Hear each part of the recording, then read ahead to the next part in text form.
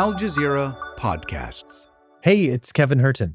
You've probably heard me here on The Take, but when I'm not guest hosting, I host another podcast called Al Jazeera Investigates. And today, we're bringing you something special.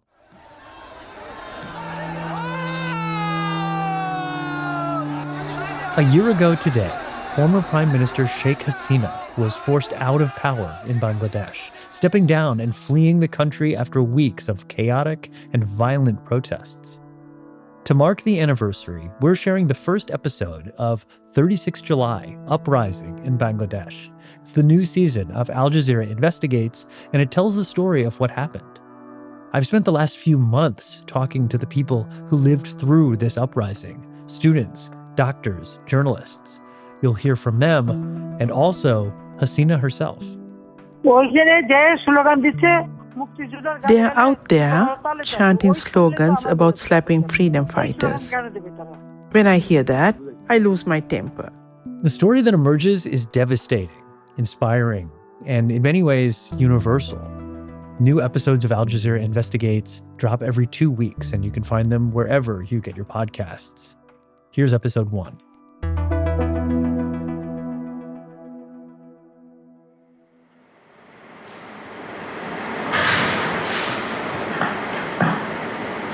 It's mythical, this place.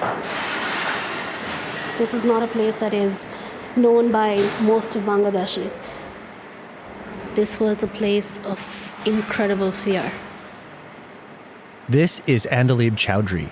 She's a professor of English. She's one of a handful of people walking through the ruined remains of one of Bangladesh's most famous buildings. This is Gana Bhavan. The House of the People? The House of the People. Gana means people, and this is the House of the People. Looks horrible. Oh, it's horrible. Horrible is probably underselling it. There's glass on the floor. You can hear it. There's graffiti on the walls. The Gana Bhavan is a sprawling and secretive fortress in the center of Dhaka. It was the Prime Minister's official residence, the locus of state power, which, under Sheikh Hasina's rule, became increasingly brutal, relentless, and uncompromising. You cannot understand the suffering of people out of this palace. It does feel like a palace, a stately red brick mansion that was full of artwork and precious keepsakes. Not anymore, though.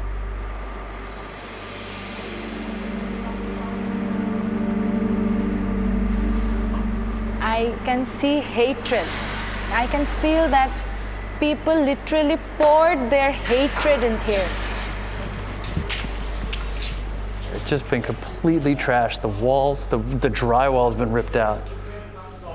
Look at around, it feels like a zombie attack. Like a zombie attack. Zombie attack, yes. This is where Sheikh Hasina and her Awami League government's long tenure came to a sudden end on August 5th, 2024.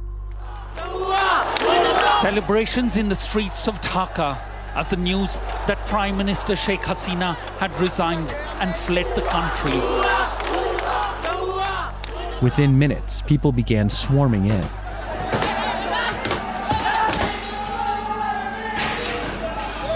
Protesters barged into the most secure building in the country and ransacked it, looting whatever they could get their hands on. Before July, I don't think 1% of the people believe that she could be thrown out.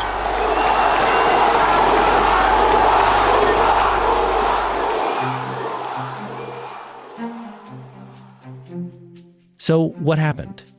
How did the people of Bangladesh manage what once seemed impossible? She would always say, Bangladesh doesn't have the strength to get rid of my Awami League. Her ministers would also say that there's no one strong enough to overturn Sheikh Hasina's boat. She was wrong. They all were.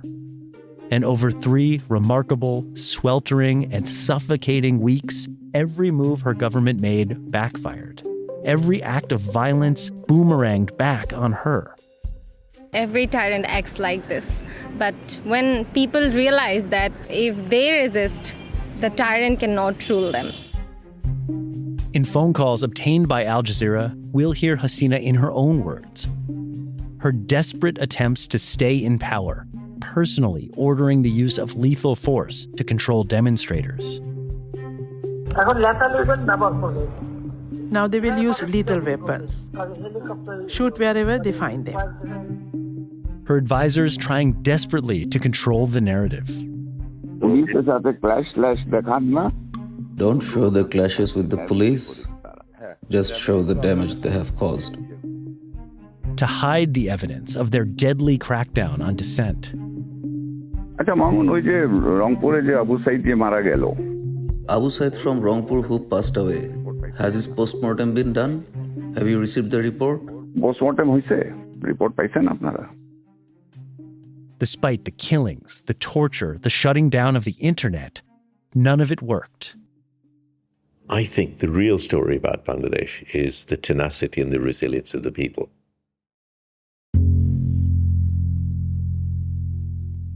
And when the people stood up with one voice and said, "No more," there was no stopping them. There was no going back. It just escalated and escalated. And of course, before that, the demands were different. Once it came to that, it was a one-point demand. She must go.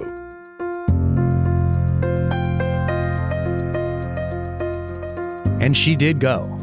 It all played out in such dramatic fashion, it even amazes the country's interim leader, Nobel Prize winner Muhammad Yunus. Unbelievable. I said, this is a biblical picture. This kind of thing can happen only in the movies. It's not in the real world. This is Al Jazeera Investigates. I'm Kevin Hurton.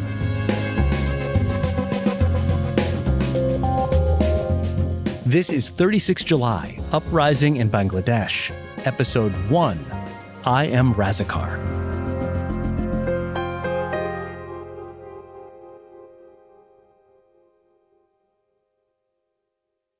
The first thing you notice when you walk through the ruined remains of the Ganaboban is the graffiti. There are slogans, there are slurs, things I wouldn't repeat here. But what you see the most is the term 36 July. It's everywhere. That's what the students call August 5th, the day they finally removed Sheikh Hasina from power. Their promise during the uprising was simple. July would not end without victory. So when the breakthrough did come, just 5 days into August, they gave it a new name, 36 July, the day that would mark their refusal to surrender.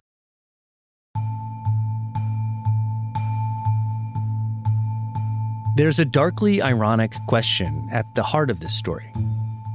How did Sheikh Hasina, a former champion of democracy and the daughter of one of the heroes of the independence movement of 1971, become herself the villain of the uprising of 2024?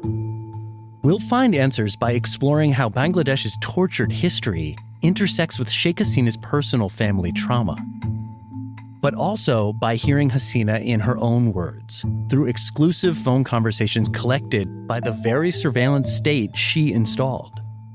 We've authenticated these calls through voice matching and digital forensic analysis. And over 5 episodes, we'll tell the story of the uprising through the eyes of the people who, to quote one activist, led, bled, and never gave up. In a country where dissent was silenced, where people were beaten for speaking out, what happened was almost unthinkable. This is a story about Bangladesh, but the questions it raises go far beyond its borders. Where does power truly lie? And why did this uprising succeed, where so many others have failed?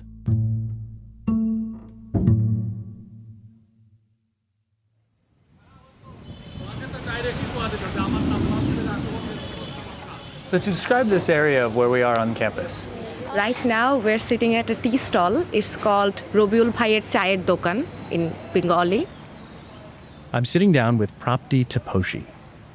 I have just completed my honors and masters, majoring in economics from Jahangirnagar University, and I would like to call myself an activist, a human rights defender. Jahangirnagar University is northwest of the capital city, Dhaka. It's a really beautiful campus, lots of trees, lots of lakes. We come here after our classes and we talk about different kind of things. We have debates over a cup of teas. This country runs on tea, doesn't it? Yeah, the people of this country runs on tea, for sure. The tea stalls are the most important and historic place for having political debates. On the evening of July 14th, 2024, Prapti was out with friends having one of those political debates. Sheikh Hasina was about to give a press conference, and they all wanted to watch. It had already been a harrowing few days for student activists like herself. Since June, a debate had been raging about a quota system for government jobs. And let's now shift focus to Bangladesh, where university campuses have become battlegrounds in a way over a contentious government job quota system. A certain percentage of highly desirable government jobs had been set aside for descendants of freedom fighters, the name for those who fought in Bangladesh's 1971 War of Independence. And while the policy was framed as honoring the past, for students, it felt like something else, a way of rewarding political loyalty. The beneficiaries, they believed, weren't just the descendants of war heroes, they were the children of ruling party members. I don't see any logic in allotting the quota, which is meant for the freedom fighters, to their grandchildren. In a country where 56% of government jobs are reserved for the entitled people, there is no place for deserving people. Here's Dr. Muhammad Yunus. Many young people felt very frustrated. Government jobs are reserved for followers of a particular party. You are a brilliant student, but you're not within that category, so you don't get the job. Someone who didn't have any qualification got the job. The students who were protesting against the government job quotas back in the first week of July, the protests were very peaceful. It became a movement about the quota system. But you never realize that this will grow into something which will bring the collapse of the whole regime. No one was talking about regime collapse at this point. After all, this quota issue was not new. It had been debated over and haggled about for years. In 2018, a similar protest broke out in Dhaka. Students protested against the quota system. They called for it to be scrapped. It led to violence, and finally the government scrapped the system. But Dhaka's High Court ruled that back. It said that the cancellation was invalid, so the protests began again. So it was the High Court that reinstated the quota system. And even though Hasina seemed to agree with the court's decision, her government still appealed it. And at this point, everyone is being asked to be patient while the court takes up the appeal.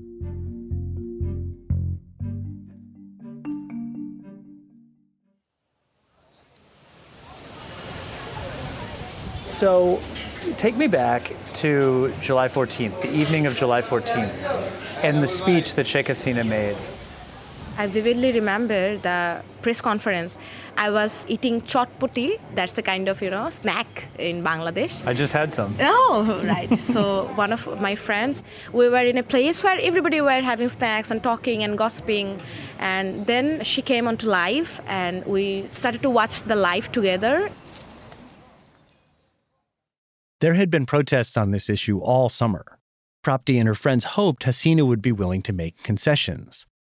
So when they heard what she actually had to say, they were stunned.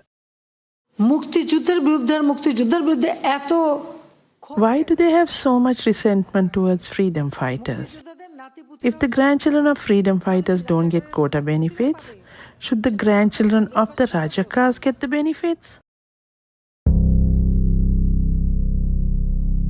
The word Razakar is greatly insulting to many in Bangladesh. It refers to the people who collaborated with the West Pakistanis during the War of Independence. Sheikh Hasina either didn't know or didn't care what kind of reaction she would cause by using this word in connection with students who were just protesting the quota system. Everybody there was very enraged. They felt insulted. I can feel the extreme emotion of being insulted in front of the whole world. So that day marked the final coffin on Sheikh Hasina. That's what turned you personally. Yes. So do you remember, was there an immediate reaction with your friends? Yeah, absolutely. Right after the press conference was finished, we got together and we started to join a march, particularly the women of Jahanginnagar University. That was so spontaneous because everybody just came down from their dorms and started to chant slogans and joining the march.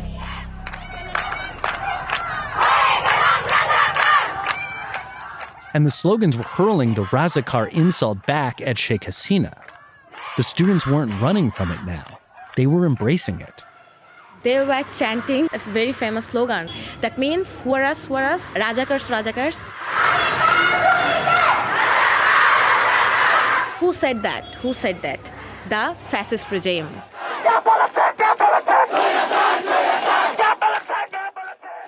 This was their I am Spartacus moment.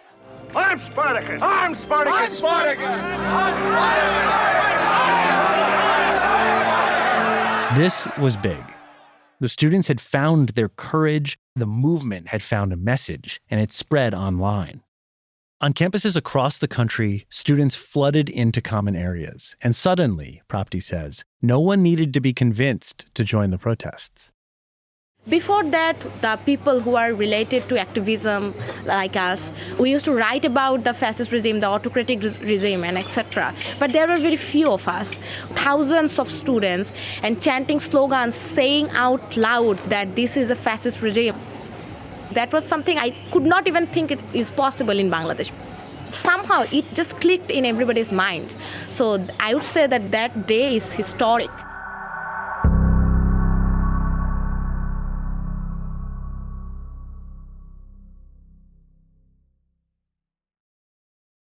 Things were in motion now. The protests were spreading, but they were about to take a darker turn at a place with a history of protest that dates back decades. Bangladesh's traditional heart of activism, Dhaka University.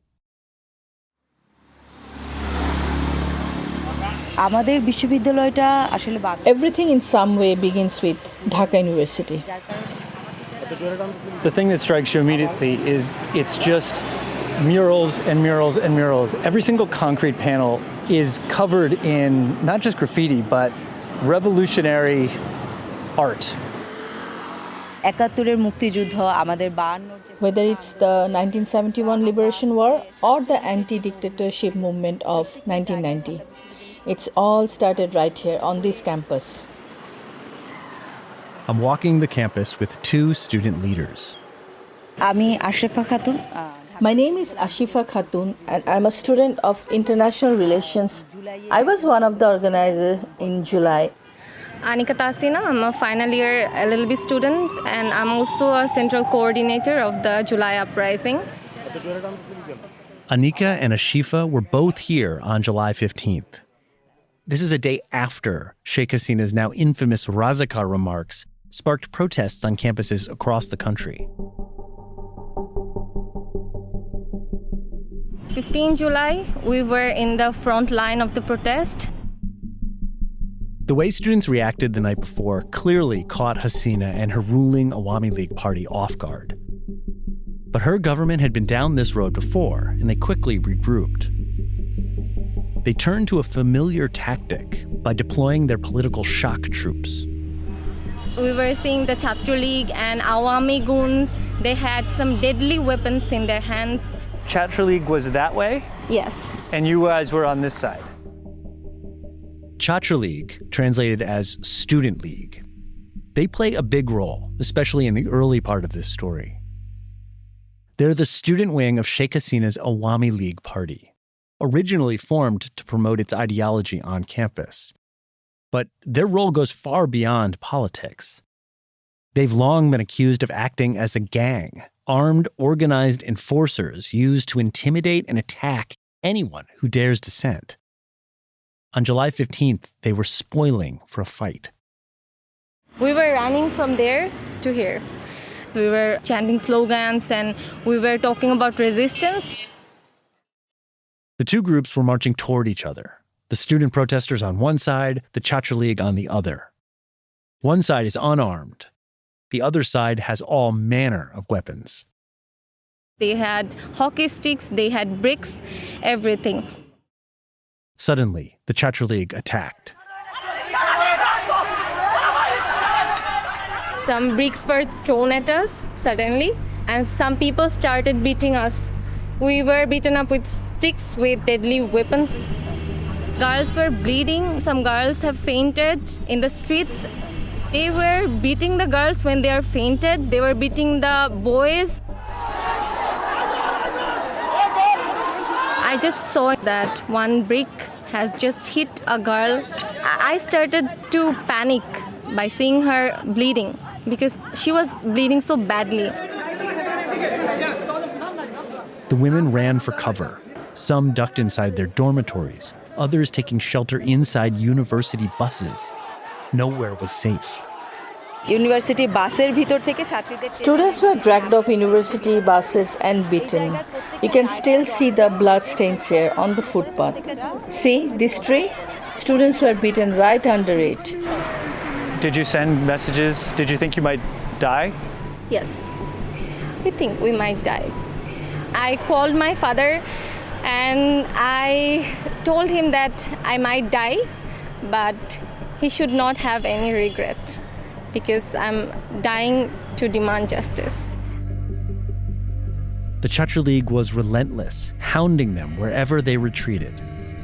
All of us went to the hospital and some of us were injured, and they went to the hospital and attacked us.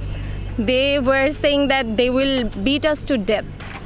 They followed you to the hospital then? Yes, and the female leaders of Chatra League, they were laughing at us that we are injured. The female leaders of Chatra League? Yes. They were just laughing at us. They were singing songs that we are injured, our girls are crying, and we are bleeding.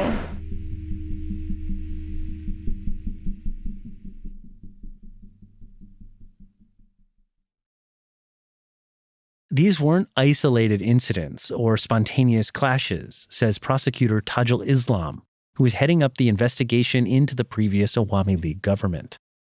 He believes these attacks were deliberate and strategic and came straight from Sheikh Hasina. We have got the evidence that the senior leaders are saying that to resist these protesters, Chatra League is enough.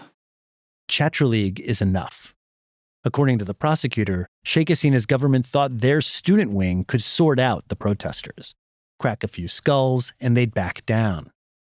They have instructed the Chatra League to use lethal weapons. We have many conversations between the party senior leaders that they were carrying arms, that they're trying to kill the students. After the fighting subsided later that evening, the Dhaka University student protesters returned to the halls, bloodied and shaken. Some were crawling, some had lost their shoes, clothes were torn, people were in shock. They armed themselves with sticks and pieces of broken furniture, whatever was around, and they were ready to get back out there, ready to stand up to the Chatra League. You'd think after being attacked, people didn't want to return? But no. Everyone came back, even those with injuries were more determined. Many even wanted to go back the same night. All the people came and took to the streets, and we all resisted together. We cried together and we fought together. 15 July has changed all of us. Across university campuses, a storm was brewing against Sheikh Hasina. Hasina wasn't backing down either, in public or in private. In this phone call obtained by the AJI unit, Sheikh Hasina is talking to a leader of Chatra League about what set her off.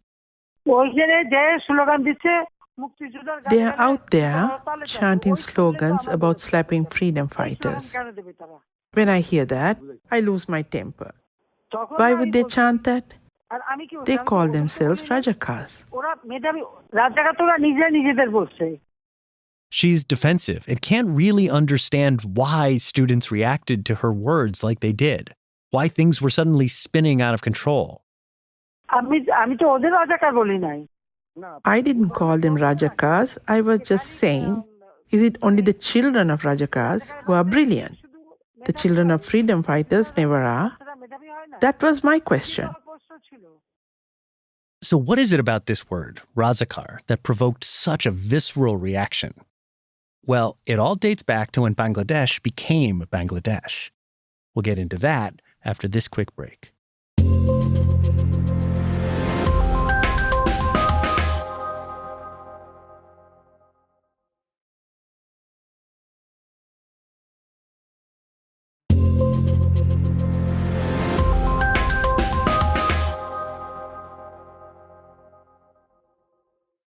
So we're talking about the resonance of this term, Razakar. And to help explain, I want to bring in our producer, Tamara Kandokar, who you're going to be hearing from throughout this series. Hi, Tamara. Hey, Kevin. So, Tamara, this is a story that's really close to your heart. Your family is from Bangladesh. So tell us what you're going to be doing over these episodes. Yeah, so look, Bangladesh is a pretty young country, and it's a place where the past is never just the past. The political landscape, people's personal lives, everything is shaped by the legacy of its independence war. So you can't just look at the headlines. You really have to go back into this recent history to understand what's going on. And I know I don't have to convince you of this because we're both history nerds, but Bangladesh's history really is fascinating. It's tumultuous, violent, thrilling, but it's also inspiring. And Sheikh Hasina's family is right at the center of it. Right. So for each episode, you're going to take us back to a moment in time, a single date in Sheikh Hasina's life that will give us a deeper understanding of what's going on today. That's right. All right. So which date are we starting with? December 16th, 1971.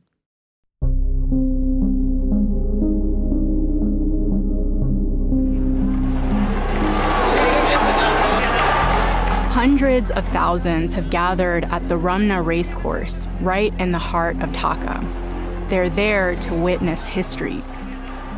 They watch as West Pakistani General Amir Abdullah Khan Niazi sits down at a small wooden table.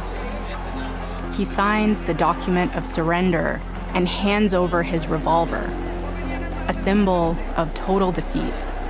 The war is over. The crowd erupts. People flood the streets. They're hugging, crying, chanting, Joy Bangla.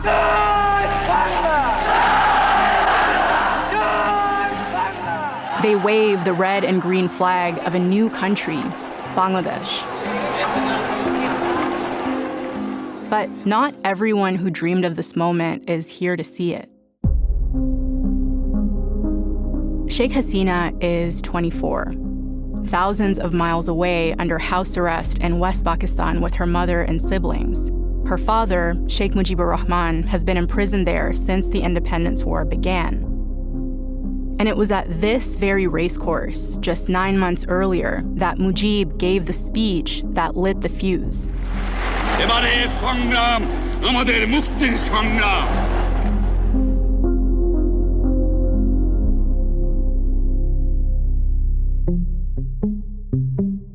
Sheikh Hasina was born in 1947, the same year the British split India into two, a Hindu-majority India and a Muslim-majority Pakistan. What's now Bangladesh was once East Pakistan, divided from West Pakistan by language, culture, and 1,000 miles of Indian territory. From the start, the arrangement was a disaster. Easterners have long felt they've had a raw deal from the central government in Rawalpindi. They complain of economic neglect, and they say that until now, they've had nothing like the political influence they deserve as the nation's most populous province. And there was no fiercer advocate for Bengalis than Sheikh Hasina's father.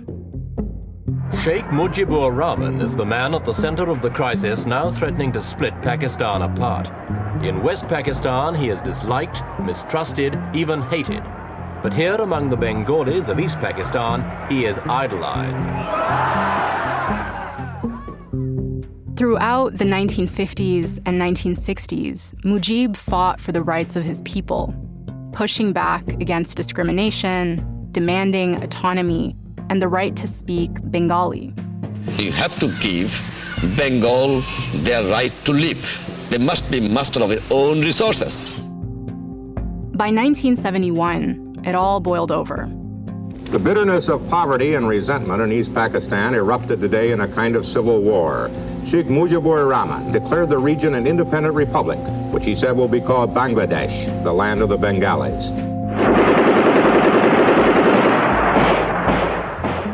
The two sides fell into a lopsided war.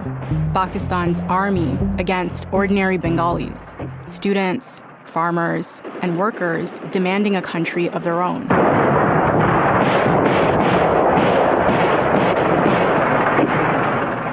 The fighting was brutal. West Pakistan bombed villages from the air, burned homes, and massacred civilians.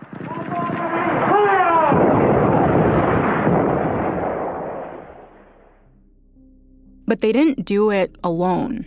Some of the worst violence was carried out with help from local collaborators, known as the Rajakars. They were Bengalis who worked against independence. Whether it was for money, power, or ideology, they helped the West Pakistani army identify and target pro-independence Bengalis. They were implicated in torture, mass killings, and the systematic rape of women, often their own neighbors. Entire families disappeared after being named by a collaborator. They prepared a list of the intellectuals, journalists, professors, and teachers, and they picked up at least 250 these people who are the intellectuals and brain of the Bengal.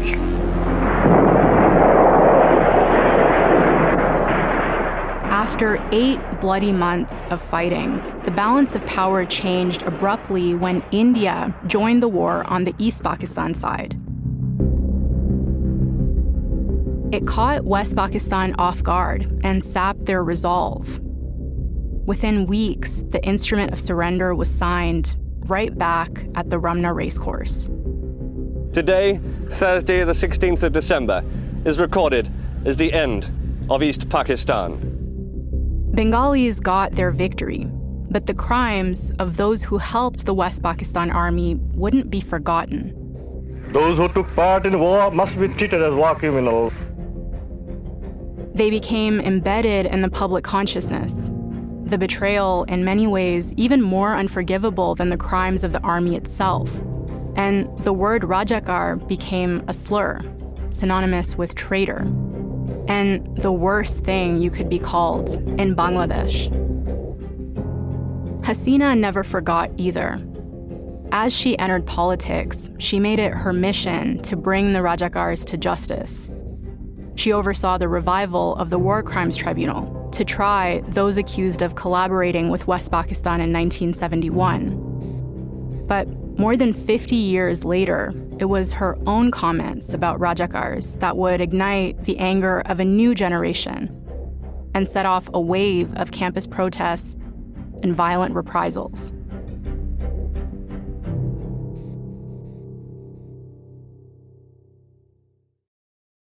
One of the most dramatic confrontations was yet to come, one that would be caught live and would become an unexpected source of inspiration. That's after the break.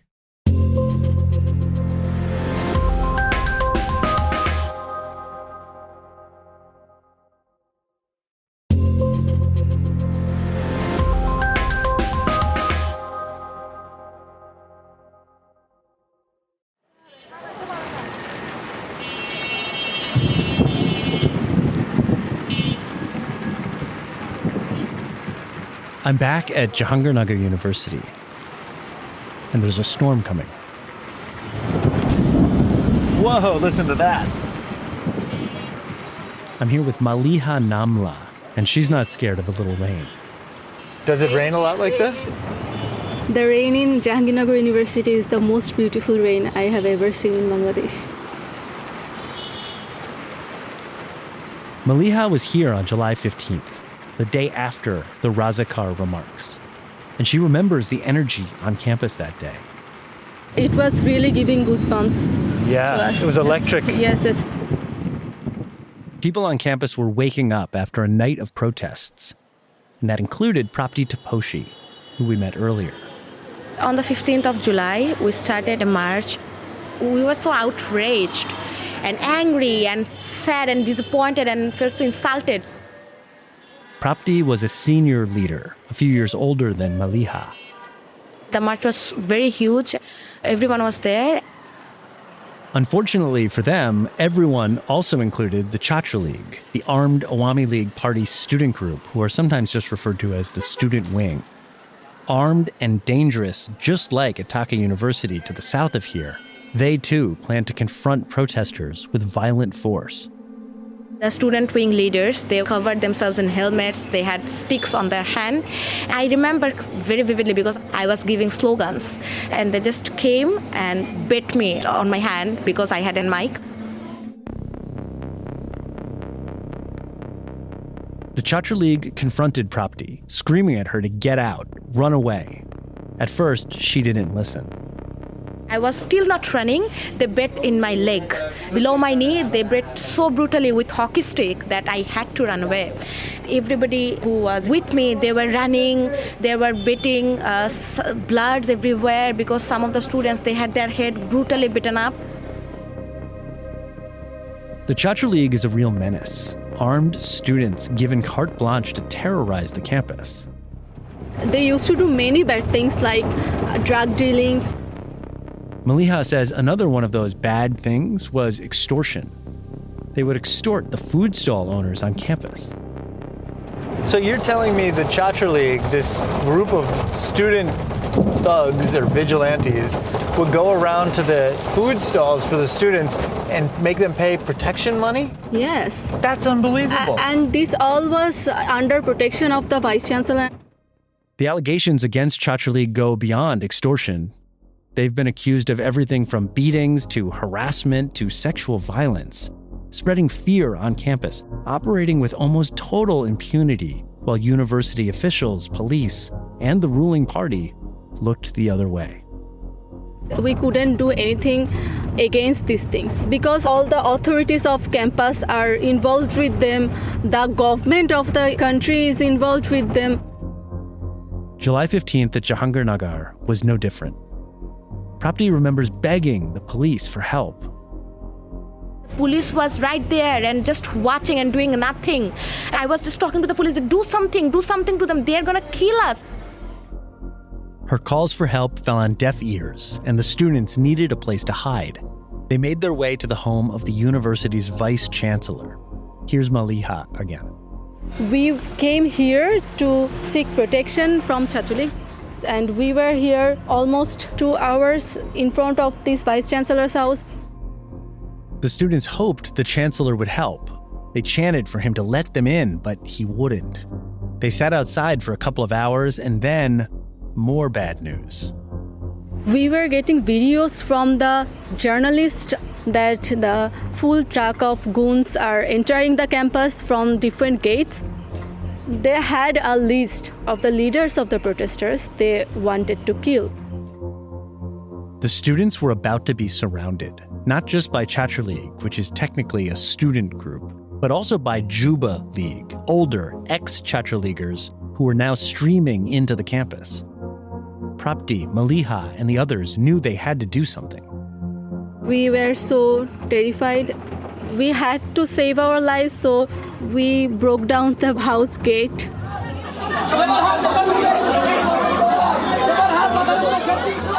The mob wasn't far behind them. They were standing just outside the perimeter. They entered through this gate. They entered and they were throwing the petrol bombs and the glass bottles and bricks, and we were so frightened. The students huddled for protection in a narrow corridor on the grounds. We were 60 to 70 people. We adjusted in that small place. So you went into an outdoor kind of narrow hallway, 60 or 70 people crushed in there, almost like forming a ball of humanity that they couldn't penetrate. Yes. The students had piled up against each other, skin to skin, with barely any room to breathe. Maliha was right there in the middle of that crowd with Prapti. I could feel everybody was so squeezed and so congested, and I was running out of breath. They were trapped, pinned in on both sides, being pelted with bricks and bottles, screaming at the Chatra League, "Stop throwing things." I really thought that would be the last day of our lives, and the way the people were chanting Kalima, one thing that the Muslim people chant before their death. So everybody was there, was chanting Kalima. Everyone was prepared to die. Maliha genuinely thought these might be her last moments. And if that were to be the case, she wanted the world to see what they were facing. She decided to do something she'd never done before. She started a Facebook Live. When the Chatra League and Jubu Leagues entered the gate, I went to a live and telling the people that we are being attacked. On her Facebook Live, she can be heard screaming, "You can see we're being attacked." Maliha wasn't the only one. Some of the younger students had started their own live broadcasts. Prapti joined their desperate cries for help. I started to ask everybody that please come out of your dorm and help us, because the administration is not helping us, the police is not helping us, nothing is working.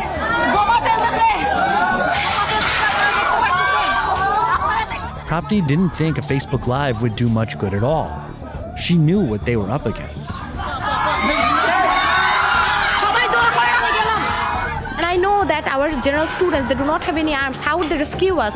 The police were not being able to rescue us. Because you were basically in a hole. You were crammed in and you're just talking to a screen. And you're like, please help us, please help us. And then they actually were listening. Yes. Thanks to the lives, news had spread fast. They didn't know it, but people were responding. Their fellow students heard their call and came by their hundreds to the Vice Chancellor's house.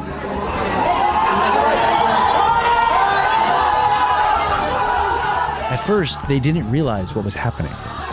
When I went out, I was shouting, who are they? Then it clicked. They were saved. They came to rescue us in front of the guns and the deadly weapons.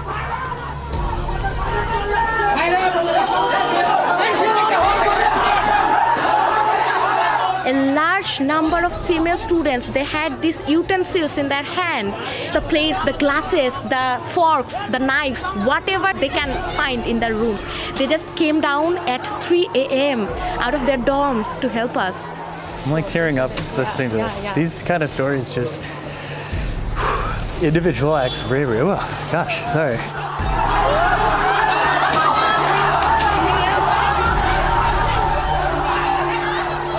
A massive crowd responding to the cries for help surrounded the attackers. They didn't have the arms, but they had the numbers.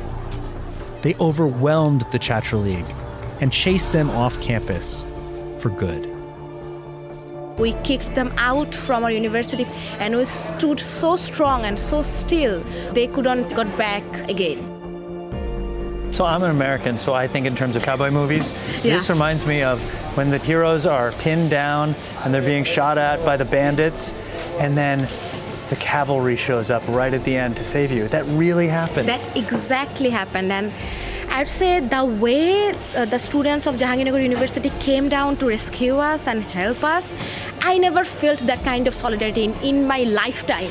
That day restored my idea, my faith on humanity and sisterhood and brotherhood.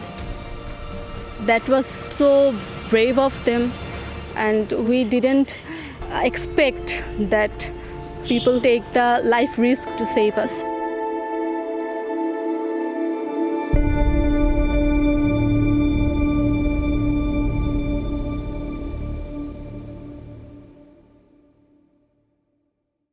Inside Sheikh Hasina's circle, concern mounted.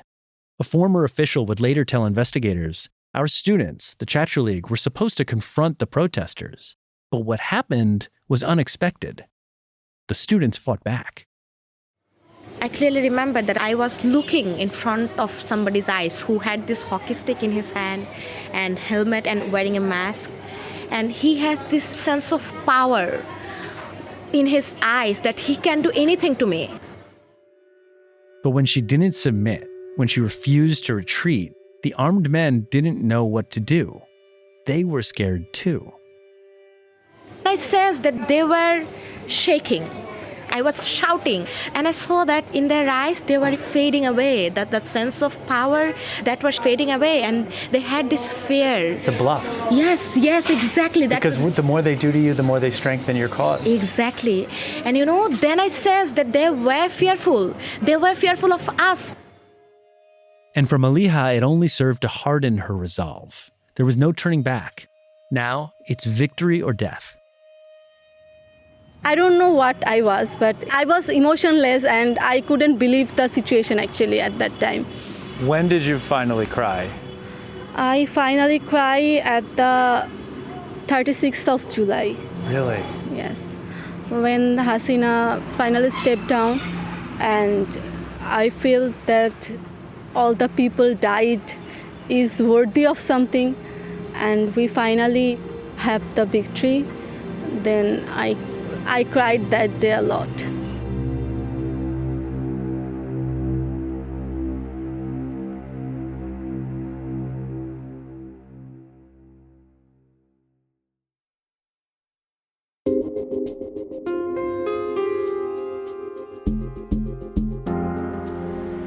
Maliha didn't know it at the time, but there was a young man watching her Facebook Live that night.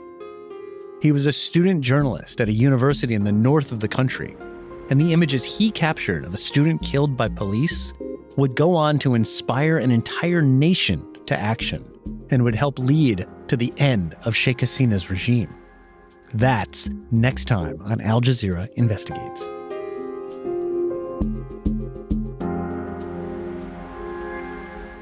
Al Jazeera's investigative unit approached all parties featured in this series. Sheikh Hasina disputes the authenticity of the recordings.